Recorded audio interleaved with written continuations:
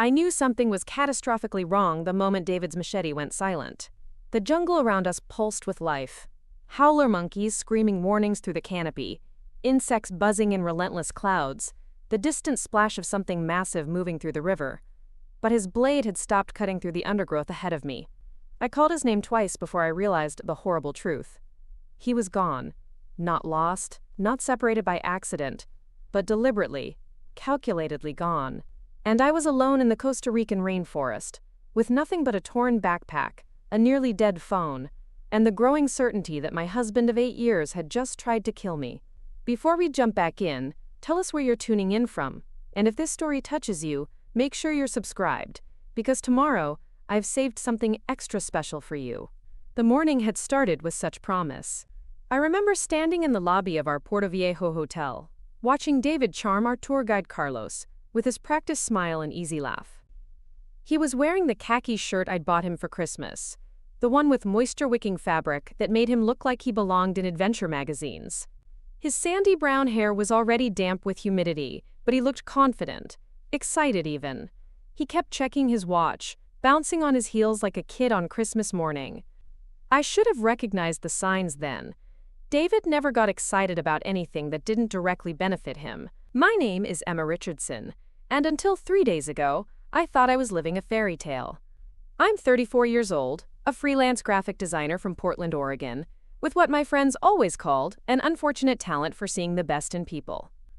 I'd been married to David since I was 26, back when his ambitions seemed romantic instead of ruthless, when his drive to succeed felt like something we were building together instead of something he was building over my buried dreams.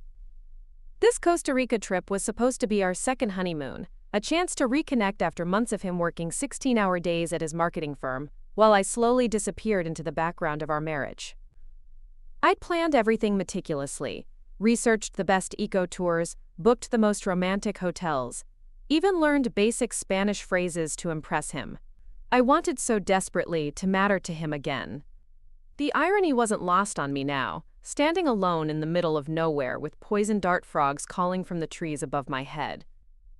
Carlos had been enthusiastic when we'd met him that morning, his weathered face lighting up as he described the day ahead.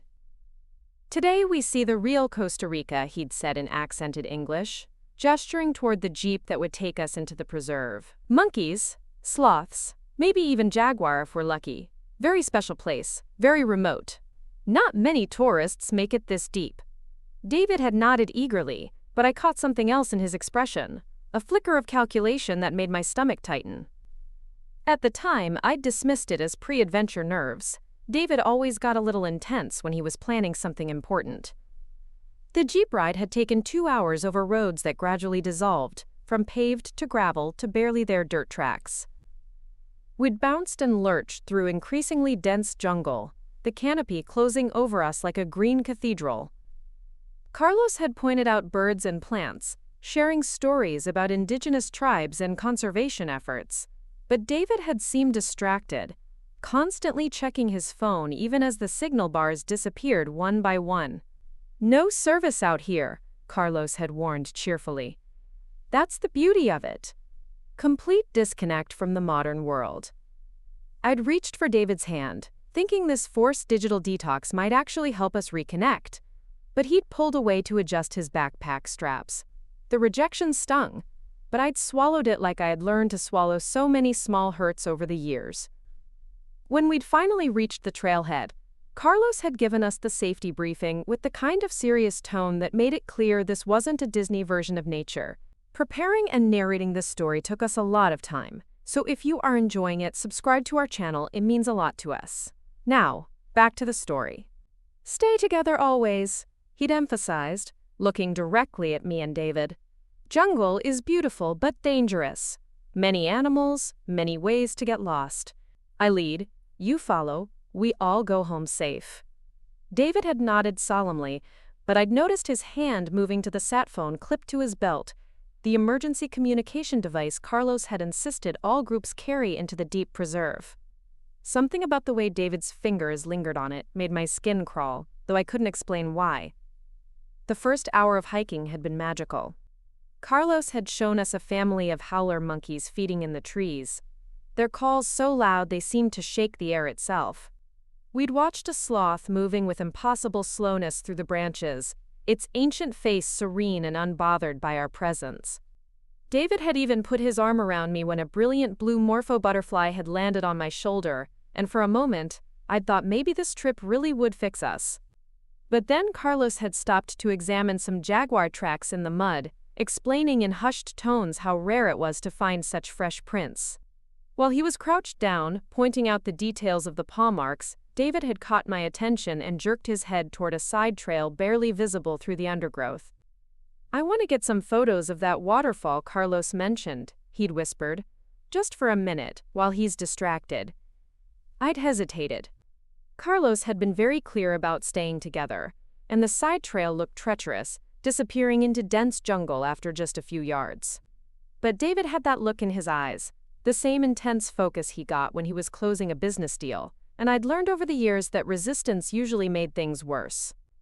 "Just stay close," I'd whispered back, and followed him into the green maze. The trail had been narrower than I'd expected, forcing us to walk single file with David leading the way. Branches caught at my clothes and hair, and more than once I'd had to duck under massive spider webs strung between the trees. The sounds of the main trail had faded quickly, replaced by deeper jungle noises, the crack of branches, the rustle of unseen creatures, the constant drip of moisture from the canopy above. David had moved with surprising confidence, like he knew exactly where he was going. His machete had flashed in the filtered sunlight as he cleared the path ahead of us, and I'd found myself admiring the way he seemed to have transformed from suburban marketing executive into jungle explorer in the span of a morning. That should have been my first real warning. We'd walked for maybe 20 minutes when David had suddenly stopped. I'd nearly bumped into him, catching myself on his backpack as he stood perfectly still in a small clearing surrounded by towering cecropia trees. The air was thick and humid, filled with the sound of insects and the distant cry of some exotic bird I couldn't identify.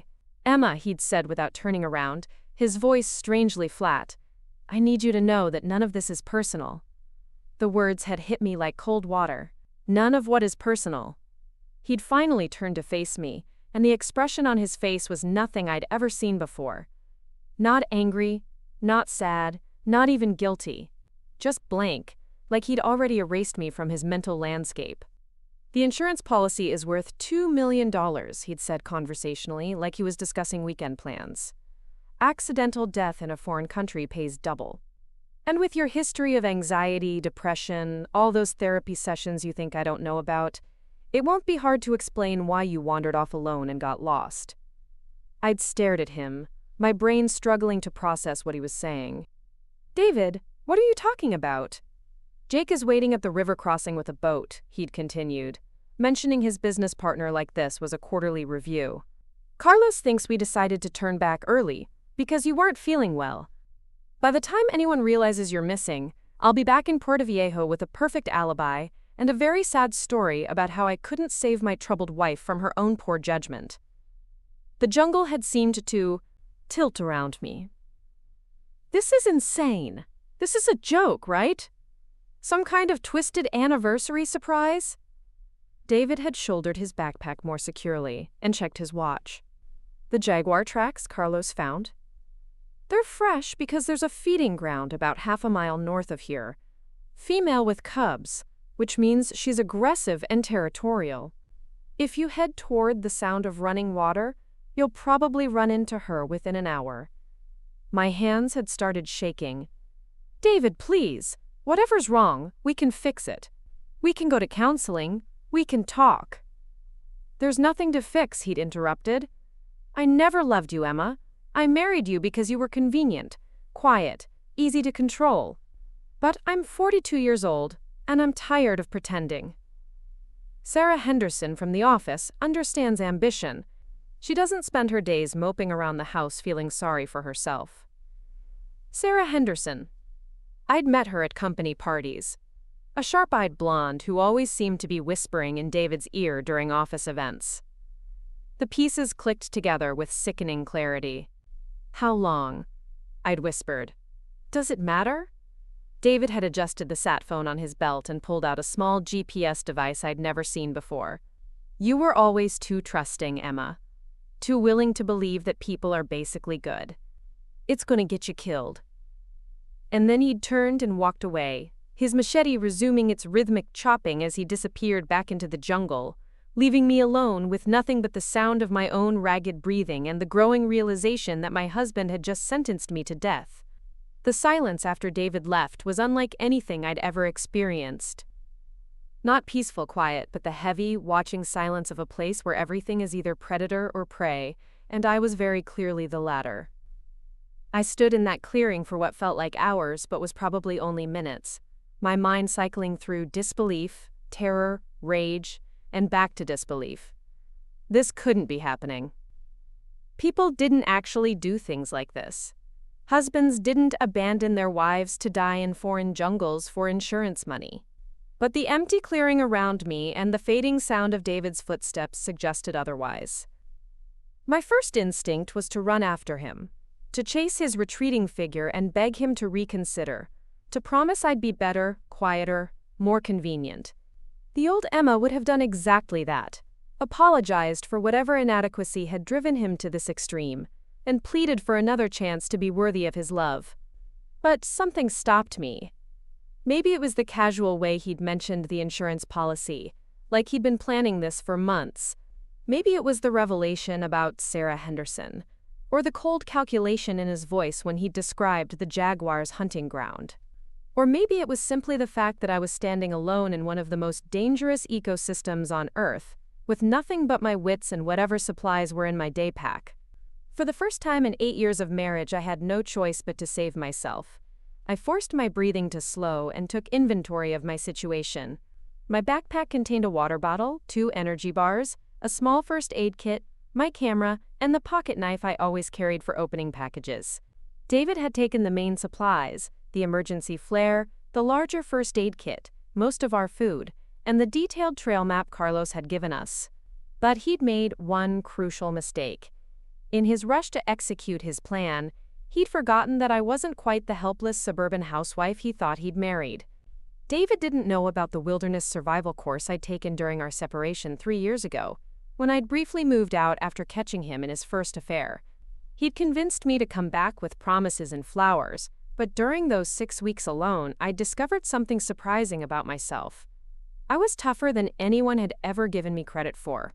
The course had been led by a former Army Ranger named Maria Santos, a compact woman with graying hair and hands like leather who'd taught urban professionals how to survive in worst-case scenarios. "Most people die in the wilderness because they panic," she told our group during the first session. "Fear makes you stupid. But if you can stay calm, think clearly, and remember your training, you can survive almost anything." I'd taken the course thinking I needed to learn how to be more independent, more self-reliant. I'd never imagined I'd actually need those skills to survive my own marriage. The first rule Maria had drilled into us was assessment. Don't move until you know where you are and what you're dealing with. I pulled out my camera and checked the timestamp on the last photo I'd taken, 2:47 p.m. The sun was still high overhead, filtering through the canopy in dappled patches, which meant I had maybe 4 hours of daylight left. David had mentioned a river crossing where Jake was waiting with a boat. If I could find that river, I could potentially reach help before nightfall. But he'd also mentioned the jaguar feeding ground toward the sound of running water, which suggested the river might be exactly where I didn't want to go. I closed my eyes and listened carefully to the jungle around me. Through the constant buzz of insects and the distant calls of monkeys, I could hear something else, a low, rhythmic sound that might have been water moving over rocks. It was coming from the north, just as David had said. But there was another sound, fainter and intermittent, coming from the south. It sounded almost like machinery, maybe a generator or vehicle engine. Civilization. I made my choice. Instead of following David's expectation that I'd panic and stumble toward the jaguar ground, I would head south, toward what might be a ranger station or research facility. It was a gamble, but it was my gamble, and for the first time in years, I was making a decision based on my own judgment rather than someone else's manipulation. Before I left the clearing, I did something that would have seemed paranoid just hours earlier, but now felt like the smartest decision of my life. I pulled out my camera and recorded a video message, speaking quietly into the lens as I explained what David had done, where I was, and what I planned to do next. If something happened to me, at least there would be a record of the truth. Then I shouldered my pack, checked my compass bearing, and started walking south into the unknown jungle, leaving behind the last traces of the woman who had trusted David Richardson with her life. The jungle seemed to watch me as I picked my way through the undergrowth, following game trails when I could find them, and pushing through dense vegetation when I couldn't. Every snapped twig sounded like a gunshot, every rustle in the canopy above made my heart race. I'd seen enough nature documentaries to know that this forest was home to fer-de-lance snakes, bullet ants, and at least 3 species of venomous spiders, not to mention the jaguars David had so helpfully mentioned. But fear, I was discovering, could be a useful tool if you didn't let it paralyze you. It kept me alert, focused, moving with purpose, instead of crashing blindly through the jungle like a tourist. I found myself remembering lessons from Maria's course almost automatically. How to test the stability of fallen logs before stepping on them, how to identify potential shelter sites, how to move quietly through dense vegetation. After an hour of careful hiking, I reached a small stream running roughly east to west. The water was clear and fast-moving, probably safe to drink if I treated it with the purification tablets in my first aid kit. More importantly, streams in this region typically flowed toward larger rivers, and rivers meant human settlements. I decided to follow the stream westward, away from the sound of machinery I'd heard earlier, but toward what I hoped might be a larger watercourse that could lead me to civilization. The walking was easier along the stream bank, and the sound of moving water helped mask my footsteps. It was while I was refilling my water bottle that I found the first sign I wasn't as alone as David had intended me to be. Carved into the bark of a massive strangler fig tree, about 6 feet up from the Frindehove ground, was a small symbol that looked like an arrow pointing downstream. Below it were carved the initials RS and what appeared to be a date from 2 years ago. Someone had been here before, someone who'd thought it important enough to leave a trail marker. I was studying the carving when I heard the sound that made every hair on my body stand up, the low, rumbling cough of a big cat somewhere behind me in the jungle. Maria's voice echoed in my memory. If you encounter a large predator, do not run. Running triggers the chase instinct. Make yourself appear larger, back away slowly, and whatever you do, maintain eye contact. I turned around very slowly, my hand instinctively moving to the pocket knife clipped to my belt. About 50 yards upstream, barely visible through the dense foliage, I could see a tawny shape moving through the shadows. It was massive, easily twice the size of any cat I'd ever seen, with distinctive rosette markings along its powerful shoulders. The jaguar Carlos had mentioned wasn't just in the area, it was actively hunting, and I was very clearly on its radar. For a long moment we stared at each other across the stream. The cat's yellow eyes were intelligent, calculating, measuring me the same way I was measuring it. I could see the muscle definition in its shoulders, the way its tail twitched with barely contained energy. This wasn't some zoo animal or wildlife documentary footage. This was a 200-pound apex predator deciding whether I was worth the effort to kill.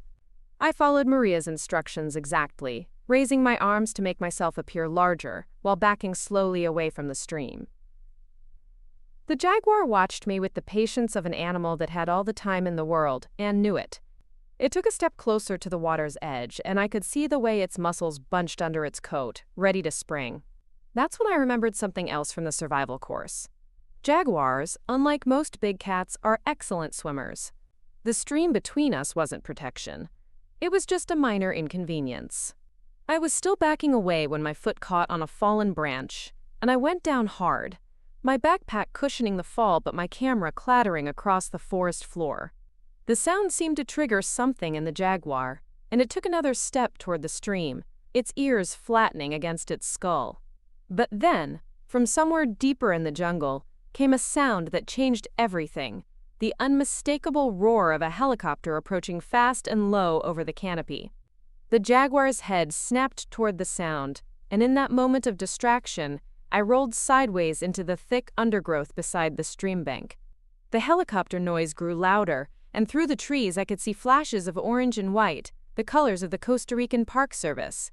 Someone was looking for me. The question was whether they'd find me before David's plan succeeded, or whether I'd become just another tragic statistic in a place where the jungle never gave up its secrets willingly.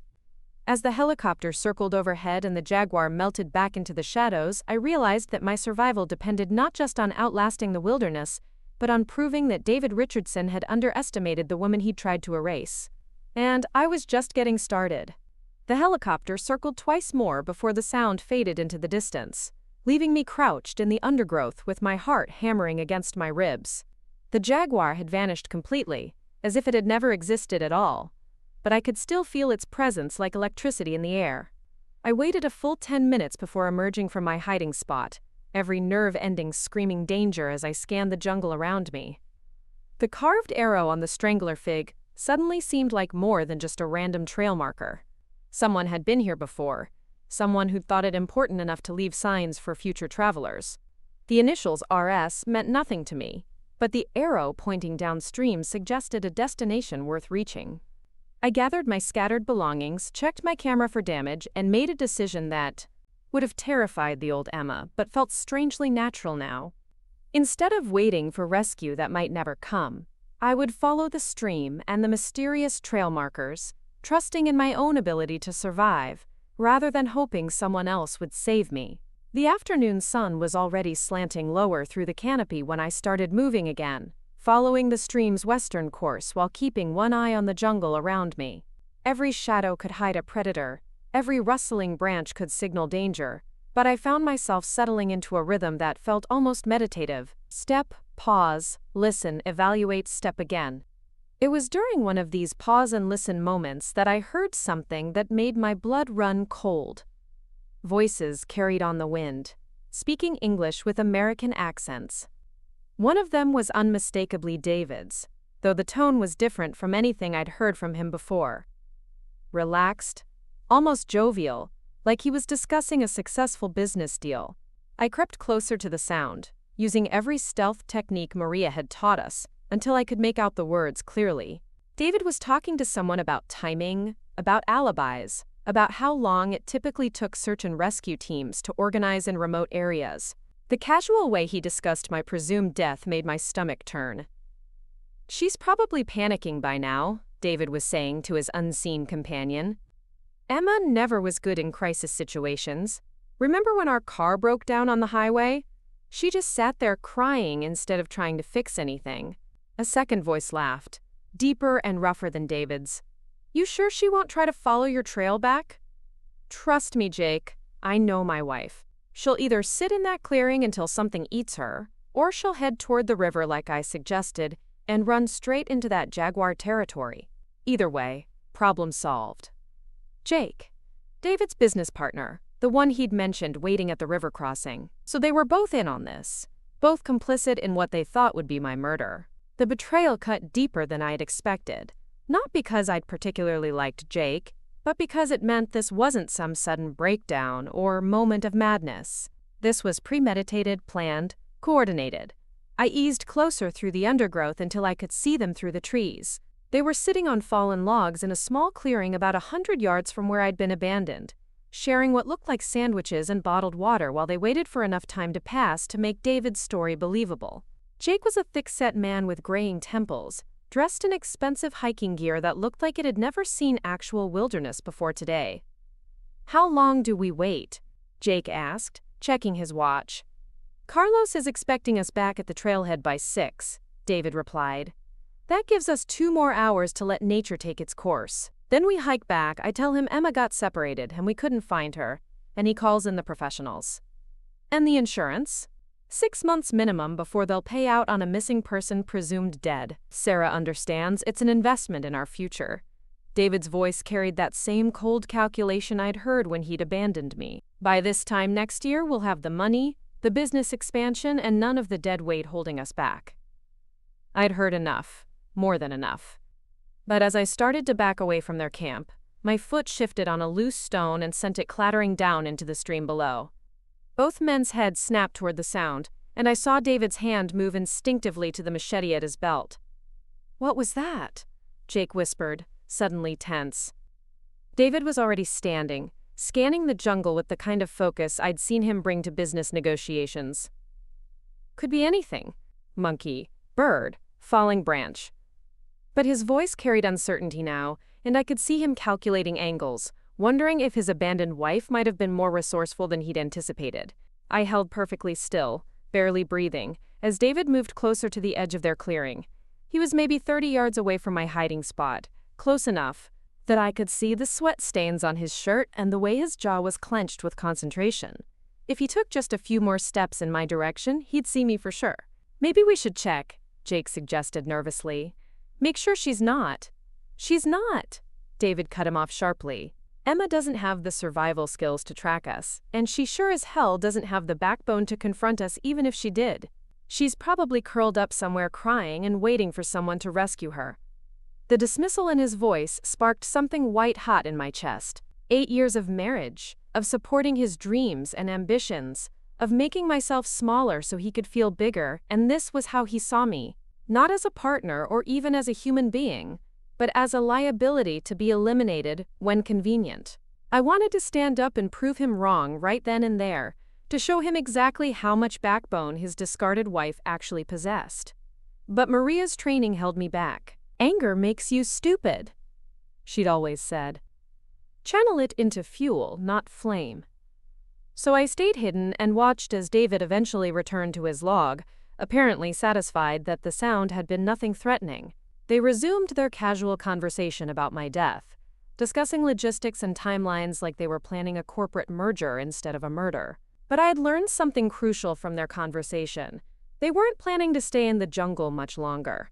David needed to get back to Carlos by 6 o'clock to maintain his alibi, which meant they'd be leaving their current position within the next hour or two.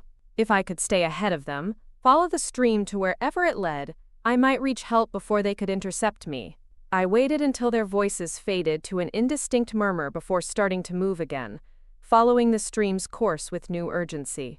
The carved arrow on the strangler fig had pointed this direction for a reason, and I was betting my life that RS, whoever they were, had marked a path to safety.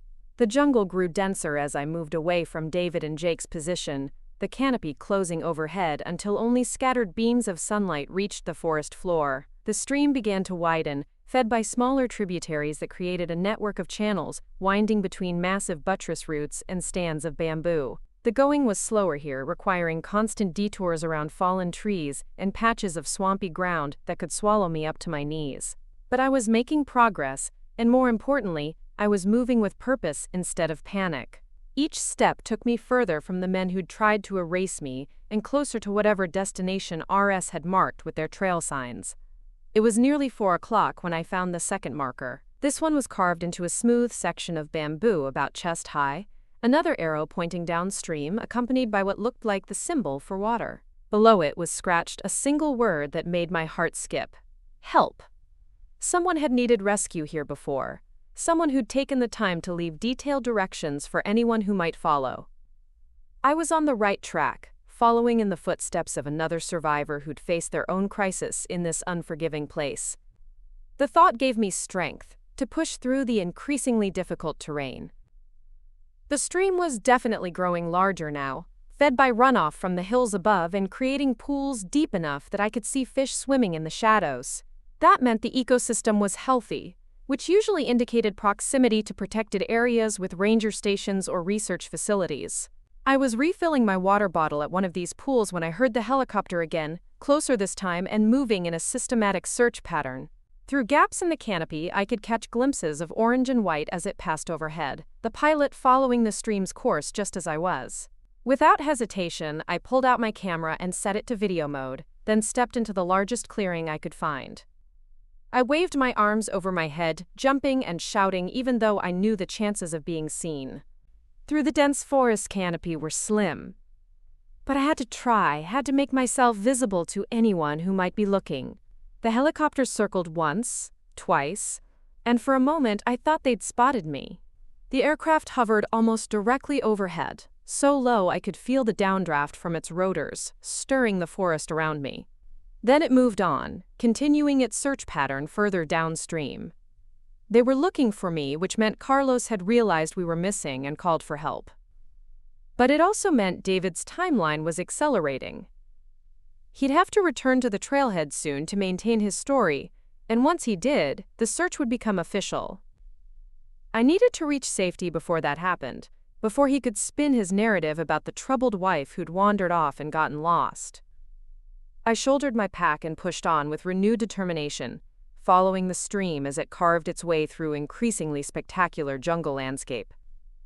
Ancient trees towered overhead, their massive trunks wrapped in vines and epiphytes that created vertical gardens reaching toward the distant canopy. The air was thick with the scent of growing things, rich earth, and the constant moisture that kept everything green and alive. But beauty in the jungle often concealed danger, and I was reminded of that fact when I nearly stepped on a fertile ant coiled on a fallen log across my path. The snake was nearly invisible against the mottled bark, its diamond-patterned scales blending perfectly with the shadows. Only the warning hiss as I approached saved me from what would have been a fatal bite. I backed away slowly, heart pounding, and detoured around the snake's position with exaggerated care. One careless step could end everything, regardless of how well I was doing otherwise. The jungle demanded respect, constant attention, perfect awareness of every potential threat. It was that hyper-alertness that saved my life when I heard the voices again. David and Jake were behind me on the stream, moving faster than I'd expected, and clearly following my trail. They weren't bothering to be quiet anymore, their conversation carrying clearly through the humid air. "She came this way," David was saying, his voice tight with frustration. "Look at these footprints in the mud. She's moving downstream, probably looking for the river crossing. How could she track us?" Jake sounded nervous, out of his element in the wilderness environment. "I thought you said she was helpless." "I thought she was." David's tone carried a note I'd never heard before, uncertainty mixed with something that might have been respect. "But these aren't the tracks of someone wandering around lost. She's moving with purpose, following the water like she actually knows what she's doing." I was crouched behind a massive cecropia tree, listening to my husband slowly realize that he'd underestimated the woman he'd tried to murder. There was something deeply satisfying about hearing that uncertainty in his voice, the first crack in his perfect plan. "What if she reaches help before we get back?" Jake asked. "She won't." But David sounded like he was trying to convince himself as much as his partner. "Even if she's moving faster than expected, she's still on foot in the middle of nowhere. We've got the GPS, the sat phone, and we know exactly where we're going. She's just stumbling around hoping to get lucky." They were closer now, maybe 50 yards behind me and gaining ground. I had to move, had to stay ahead of them until I could find real safety, or at least get close enough to civilization that they wouldn't dare try anything violent. I slipped away from my hiding spot and continued downstream, moving as quickly as I dared while trying to minimize the noise of my passage. The stream was definitely bigger now, almost a small river, and the sound of moving water was loud enough to mask some of my footsteps. But David was right about one thing: they had advantages I didn't. The GPS device I'd seen him check earlier meant they always knew exactly where they were, while I was navigating by instinct and hope.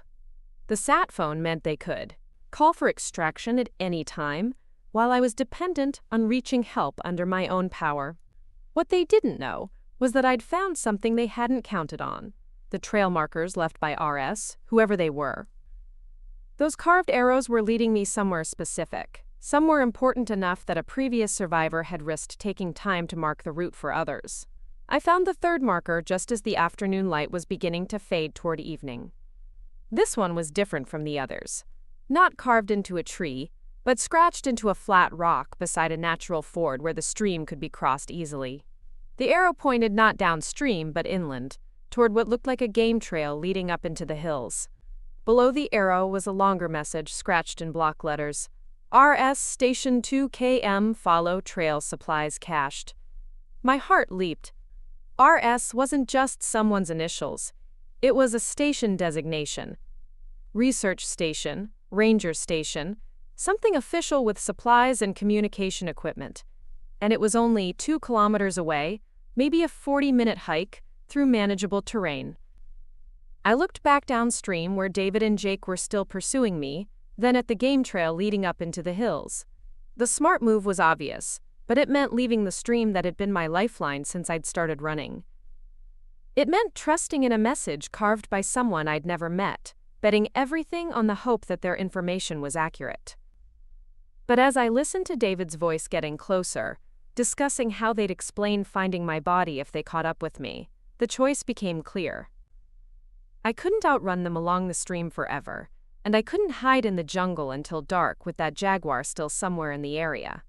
I had to trust RS and their promise of a station with supplies, communication, and most importantly, witnesses who could corroborate my story when this nightmare finally ended.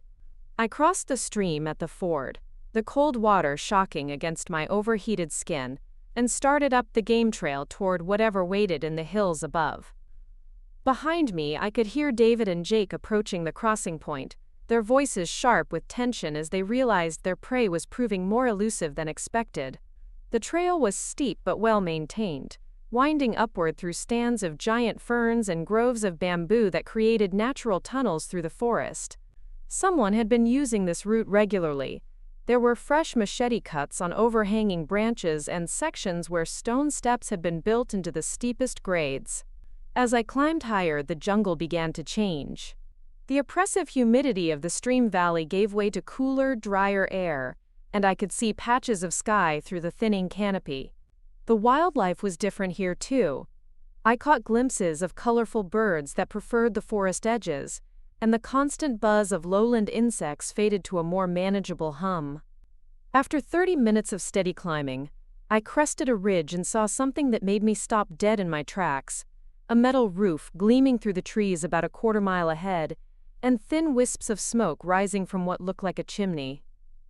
The research station was real, it was occupied, and it was close enough that I could see solar panels on the roof and a radio antenna extending above the forest canopy.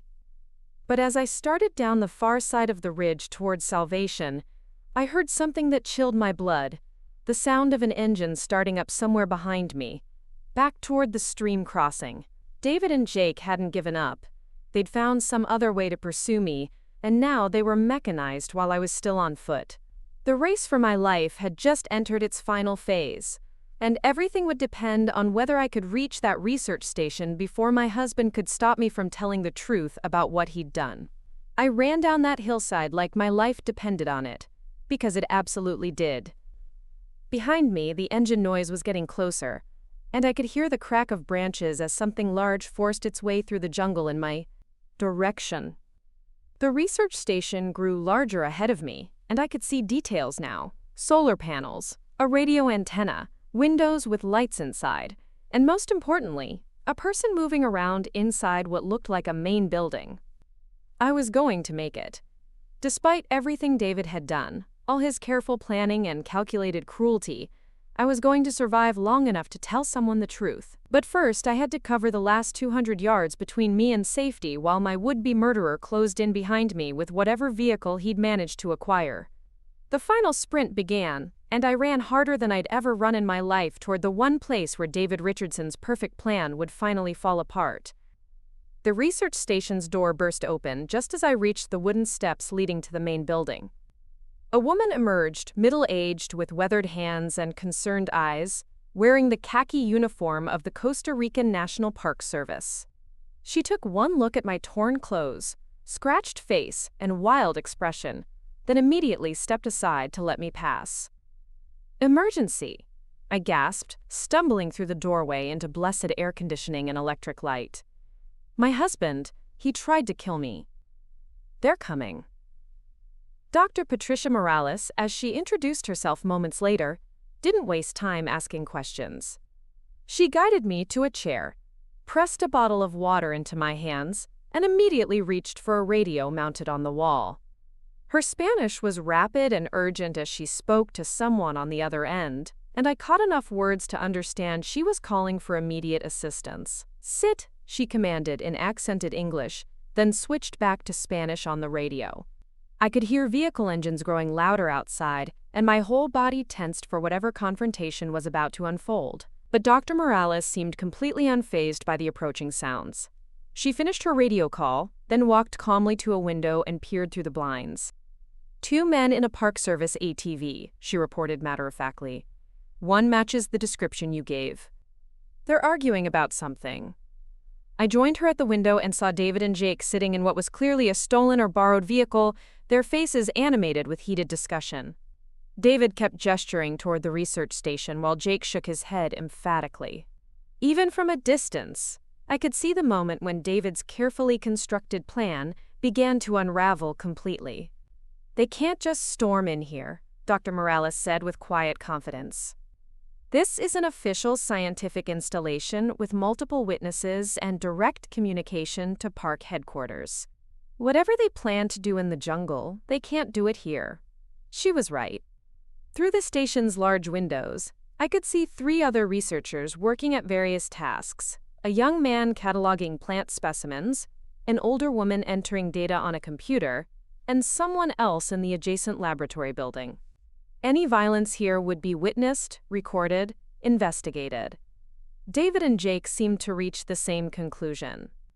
After several more minutes of argument, Jake started the ATV, and they drove away, disappearing back down the trail they'd used to pursue me. But I knew this wasn't over. David was too invested in his plan, too desperate to claim that insurance money, to simply give up now. "Tell me everything," Dr. Morales said, settling into a chair across from me with a notepad and pen. "Start from the beginning." So I did. I told her about the jungle tour, about David's cold calculation when he'd abandoned me, about Jake waiting at the river crossing with a boat, about the insurance policy and the casual way they'd discussed my death while sharing sandwiches. I told her about following the stream, about the trail markers left by RS, about who will listen, including insurance investigators, American embassy officials, and potentially your own family and friends back home. The helicopter ride to San Jose gave me time to process the magnitude of what I was facing. David hadn't just tried to kill me, he'd tried to destroy my reputation, my credibility, my very identity. Even if I survived the jungle, even if I proved what he'd done, there would always be people who wondered if maybe there was some truth to his version of events.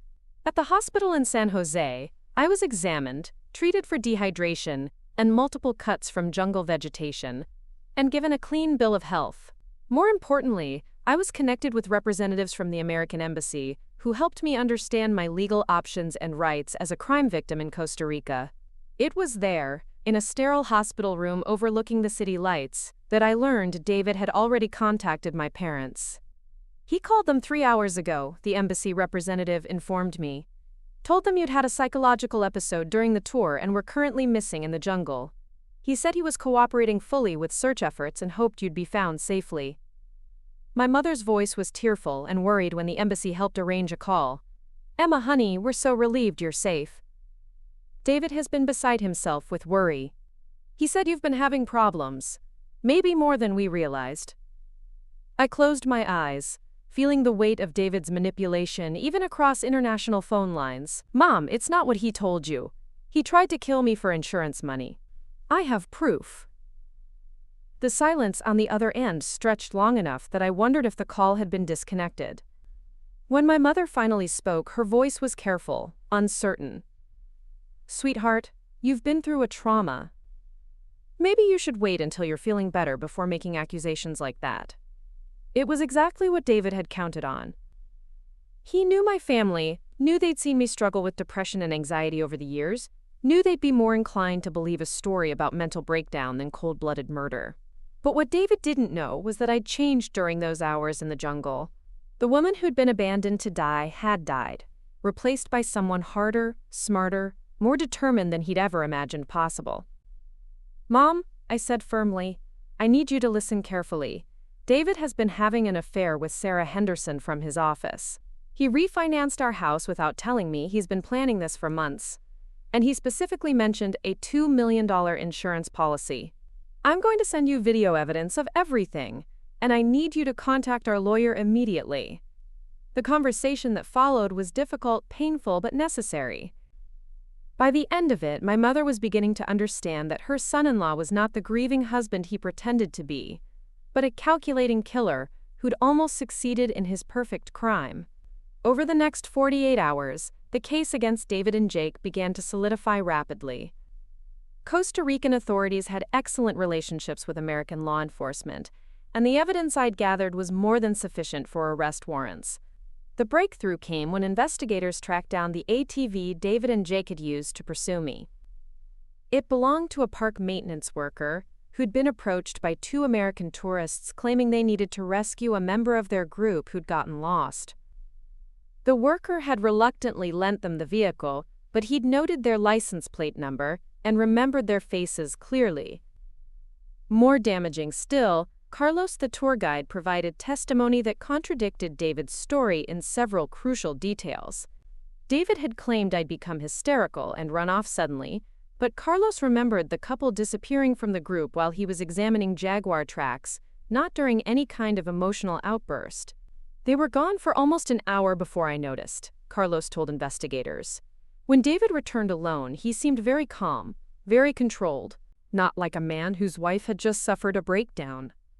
But the evidence that sealed David's fate came from an unexpected source: his own electronic devices. When Costa Rican police arrested David and Jake at their hotel in Puerto Viejo, they seized their phones, cameras, and GPS devices as evidence. What they found painted a picture of premeditation that was impossible to deny.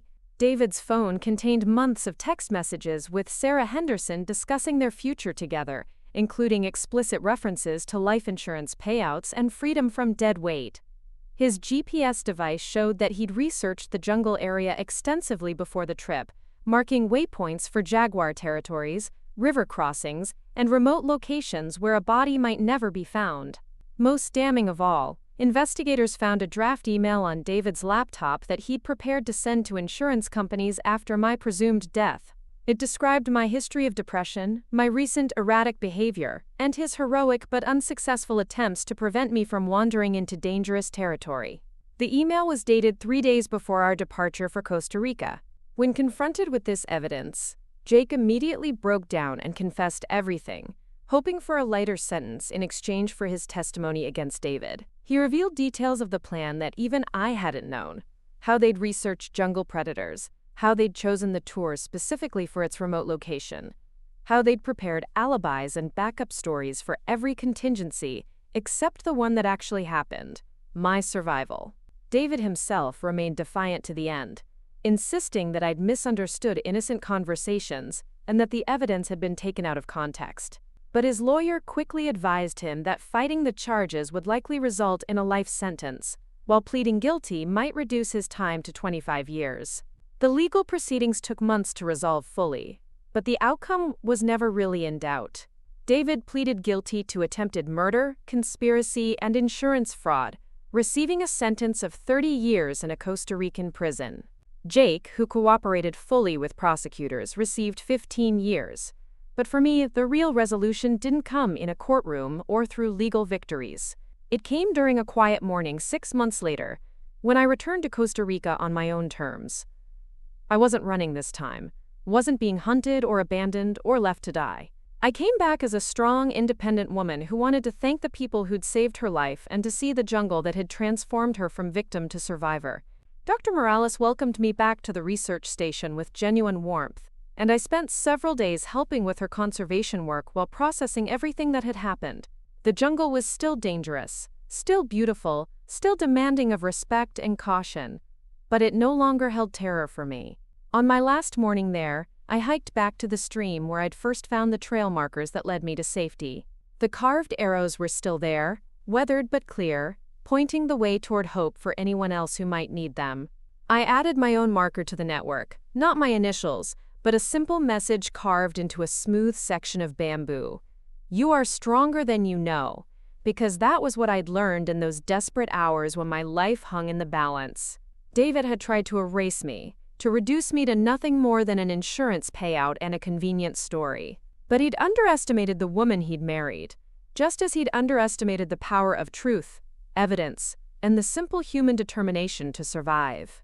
The jungle had taught me that I was capable of far more than I'd ever imagined. And as I prepared to return home to start rebuilding my life, I carried that knowledge with me like armor against whatever challenges lay ahead. David had thought the wild animals would kill me. Instead, they'd taught me how to live. The courtroom in San Jose was smaller than I'd expected. filled with the quiet hum of air conditioning and the rustle of legal papers. I sat in the witness chair, facing the panel of judges who would decide David's fate, while interpreters translated my testimony into rapid Spanish. David himself sat at the defendant's table, wearing an orange jumpsuit that made his skin look sallow, his once confident demeanor replaced by the hollow stare of a man watching his life collapse in real time. His lawyer, a sharp-dressed woman named Señora Vega, had tried everything to discredit my testimony. She'd questioned my mental state, suggested that stress and fear had made me misinterpret innocent conversations, even implied that I might have orchestrated the entire scenario to frame my husband for insurance money. But every attack fell flat against the mountain of evidence prosecutors had assembled. The recordings I'd made in the jungle played through the courtroom sound system with devastating clarity. David's voice, discussing my death with clinical detachment, filled the space like an accusation that couldn't be denied. When the audio reached the part where he'd described how long it would take for my body to be found, I saw several jurors flinch visibly. Jake had already testified, his cooperation with prosecutors earning him a reduced sentence in exchange for complete honesty about the conspiracy. He'd described months of planning, how David had researched Costa Rican insurance laws, how they'd chosen the specific tour company based on its reputation for taking clients into remote, dangerous areas. Most damaging of all, he'd revealed that this wasn't David's first attempt at eliminating what he called obstacles to his success. He told me about pushing his first business partner down a flight of stairs, Jake had admitted under oath, made it look like an accident, collected the partnership insurance, used the money to start over. He said Emma was just another problem that needed solving. The revelation had hit me like a physical blow. I'd known David was capable of cold calculation, but the idea that he'd killed before, that I was just the latest in a pattern of violence disguised as misfortune, made my hands shake with rage. How many other accidents had he orchestrated? How many lives had he destroyed in his climb toward wealth and power? But it was the digital evidence that truly sealed his conviction. Prosecutors had traced David's online activity for months before our Costa Rica trip, revealing a disturbing pattern of research into remote locations, dangerous wildlife, and the legal requirements for declaring someone dead in a foreign country. They'd found deleted emails discussing life insurance policies, searches for information about jaguar attack patterns, even a detailed study of how long it typically took for bodies to decompose in tropical climates. Most chilling of all were the messages between David and Sarah Henderson, saved in a hidden folder on his laptop.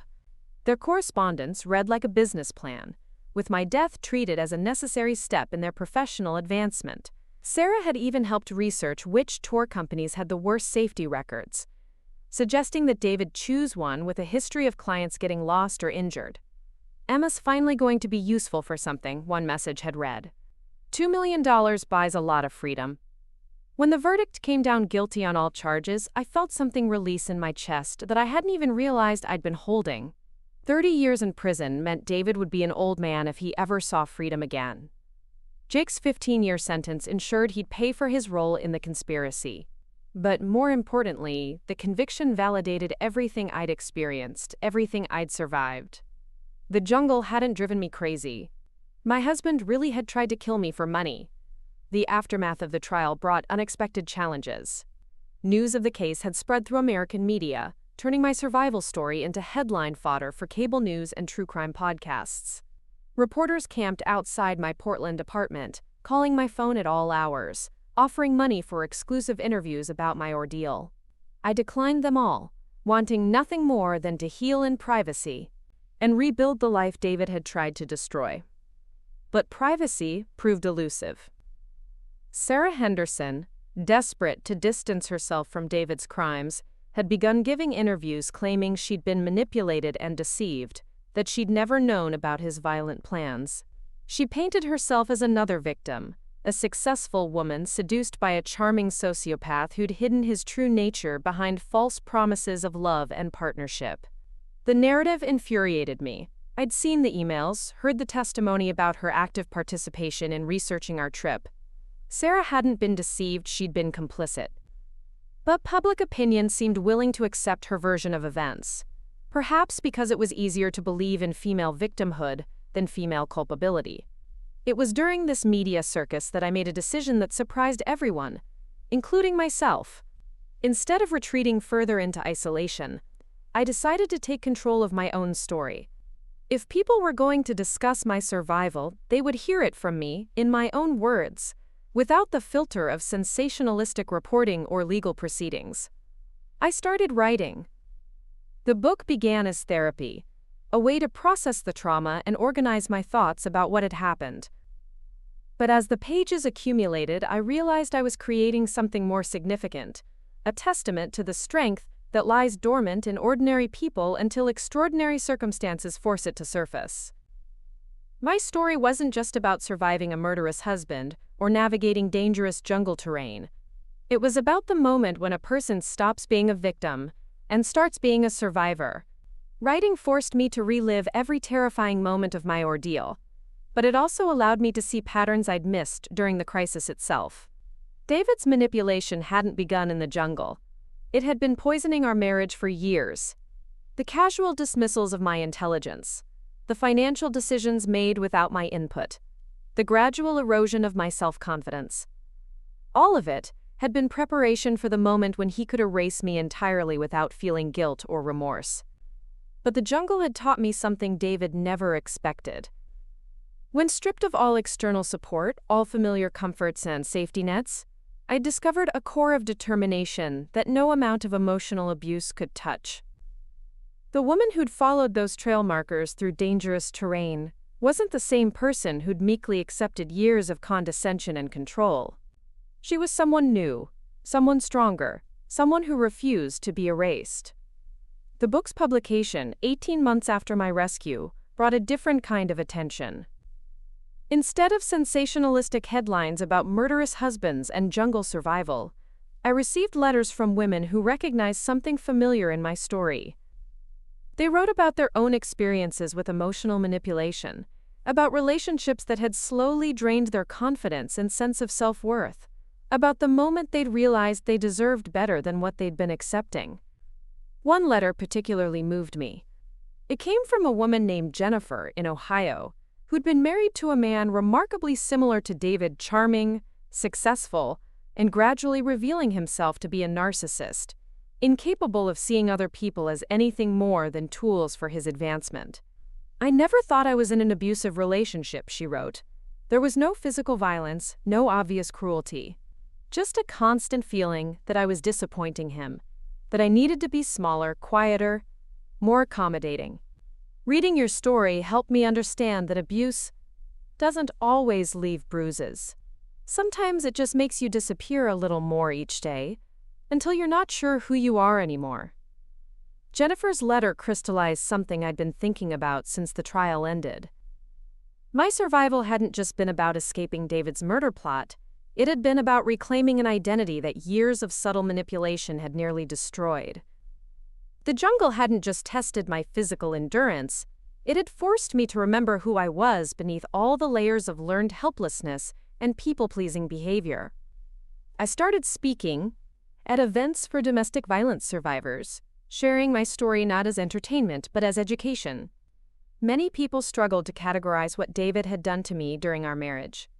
Without physical violence or explicit threats, his behavior seemed to fall into a gray area that made some uncomfortable. But emotional abuse was still abuse, financial control was still control, and the gradual erosion of someone's autonomy was still a form of violence even if it left no visible scars.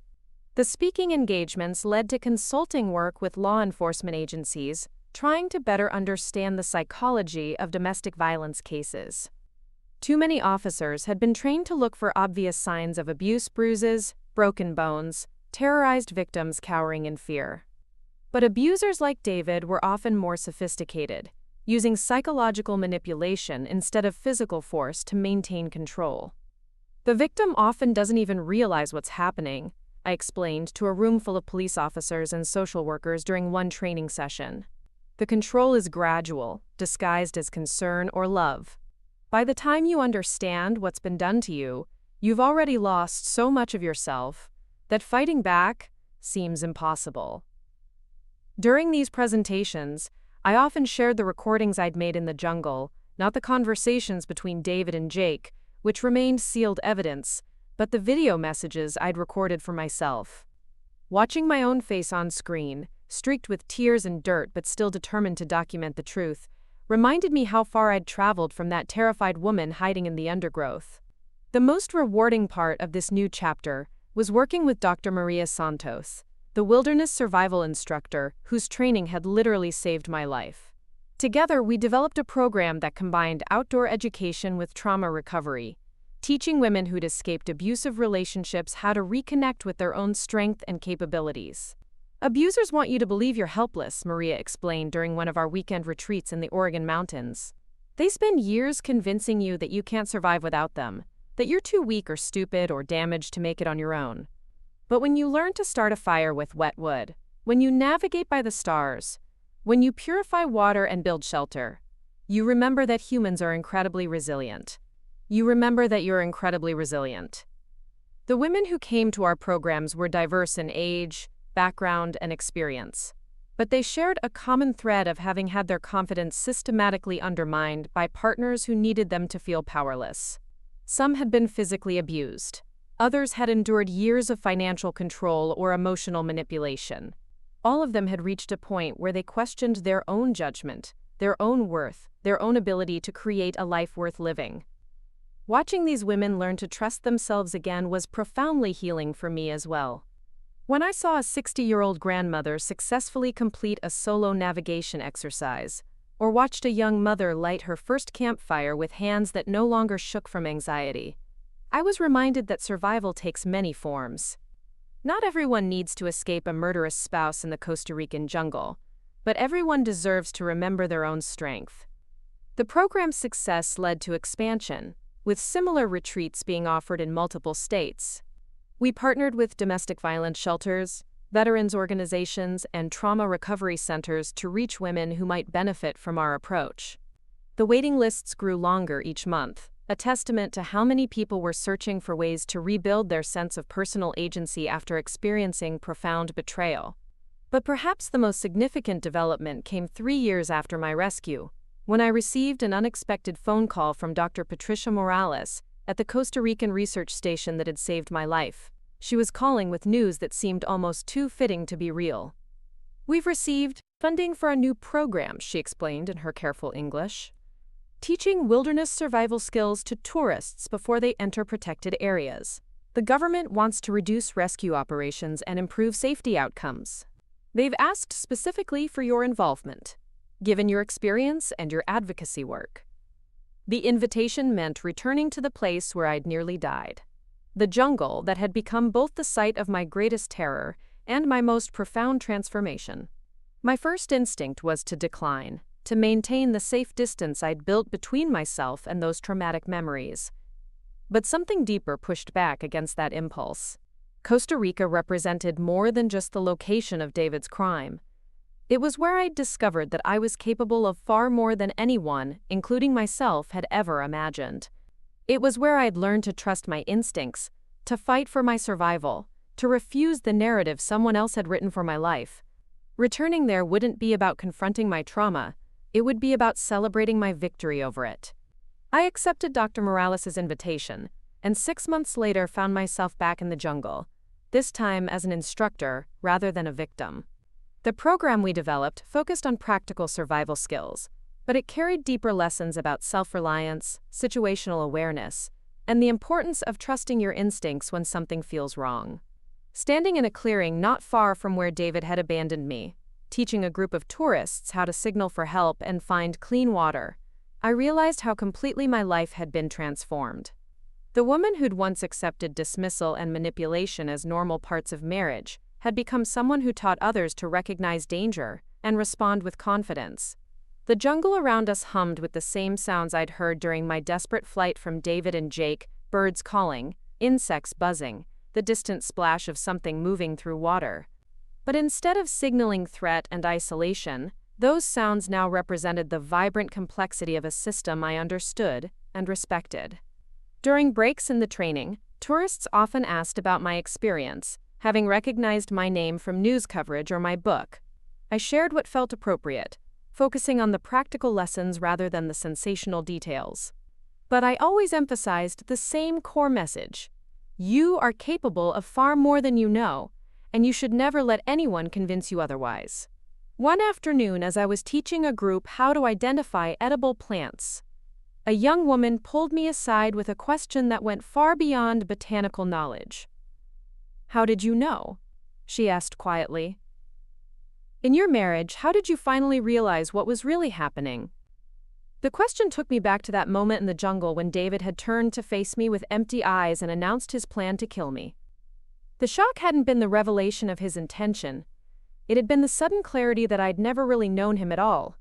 The charming, successful man I'd married was a mask covering something calculating and cruel. "I think part of me always knew," I admitted to the young woman. But I'd been taught to doubt my instincts, to prioritize his comfort over my own safety. It took being in immediate physical danger for me to finally trust what I'd been feeling for years. She nodded, understanding passing between us without further explanation. Later, I learned she'd left an emotionally abusive relationship just months before joining our program, seeking ways to rebuild her confidence and trust in her own judgment. Interactions like these reminded me why the work mattered so much. David had tried to make me disappear, to reduce me to nothing more than a problem to be solved and a payout to be collected. But instead of erasing me, his cruelty had revealed reserves of strength I'd never known I possessed. The jungle that was supposed to be my grave had become the place where I'd learned to truly live. As I prepared to return home from that trip, I took one last hike to the stream where I'd first found the trail markers that led me to safety. The carved arrows were still there, weathered but legible, pointing toward hope for anyone who might need them. My own addition to the trail markers had aged as well, the message, "You are stronger than you know," now an established part of the survival network. Standing there in the dappled sunlight filtering through the canopy, I felt a profound sense of completion. David's plan to kill me had failed, but more importantly, his years of trying to diminish me had been utterly defeated. I was not the quiet, compliant woman he'd married. I was not the helpless victim he'd tried to create. I was exactly who I'd always had the potential to be: strong, capable, and absolutely unwilling to let anyone else write the story of my life.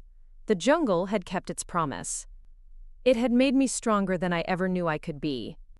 5 years have passed since that terrifying day in the Costa Rican jungle, and I'm writing this final chapter from my office in Portland, overlooking the mountains where I now teach survival courses to women reclaiming their lives. The view reminds me daily that surviving isn't just about making it through one crisis. It's about building a life so strong that no one can ever threaten your foundation again. Yesterday I received a letter that brought everything full circle. It was from Carlos, the tour guide who'd first led David and me into that jungle where everything changed. He'd been following my story through mutual contacts in Costa Rica, and he wanted me to know something that investigators had never shared during the trial. "The morning your husband abandoned you," Carlos wrote in careful English, "I found jaguar tracks near where he claimed you'd wandered off. But they were old tracks, maybe a week or more. The story he told about fresh jaguar sign was a lie. He chose that location specifically because he thought the old tracks would support his narrative about you being attacked by wildlife." Even after all this time, learning new details about David's calculated cruelty still had the power to shock me. He hadn't just planned to leave me defenseless in dangerous territory. He'd crafted a cover story designed to make my death seem like natural consequence of my own poor judgment. Every element of his plan had been designed to protect his reputation while ensuring my destruction. But Carlos's letter contained something else, something that filled me with quiet pride. He'd begun incorporating wilderness safety education into all his tours, teaching clients basic survival skills and situational awareness. He credited our encounter with changing his perspective on guide responsibility, making him realize that protecting tourists meant more than just knowing the terrain. "Your survival taught me that people are capable of much more than they realize," he concluded. "I now tell every group the story of the woman who refused to die when someone tried to erase her. I don't use your name, but I tell them that strength lives inside everyone, waiting for the moment when it's needed most." The ripple effects of that day continued to spread in ways I never anticipated. The survival program Maria and I developed has now trained over 3,000 women across 15 states. Our graduates have gone on to start their own programs, become wilderness guides, and most importantly, rebuild their confidence in their ability to navigate whatever life throws at them. Sarah Henderson eventually faced her own reckoning. While she avoided criminal charges due to limited evidence of her direct involvement in the murder plot, the civil lawsuit I filed against her resulted in a substantial settlement. More satisfying than the money was watching her carefully constructed image as a successful businesswoman crumble under public scrutiny. Her company fired her, her professional network distanced themselves, and she disappeared from Portland entirely, relocating to some small town where her reputation couldn't follow. I used the settlement money to establish a foundation supporting women leaving abusive relationships, providing not just temporary shelter, but long-term education and skills. You start trusting them, will guide you towards safety. You have strength that, once accessed, will carry you through challenges you never thought possible. And you have the right to write your own story, regardless of what anyone else has planned for your life. David thought wild animals would kill me. Instead, they taught me that I was wild, too wild enough to fight for my survival, wild enough to refuse his version of my story, wild enough to build something beautiful from the ashes of what he tried to burn down. The jungle kept its promise. It made me exactly who I was always meant to be. Up next, you've got 2 more standout stories right on your screen. If this one hit the mark, you won't want to pass these up. Just click and check them out.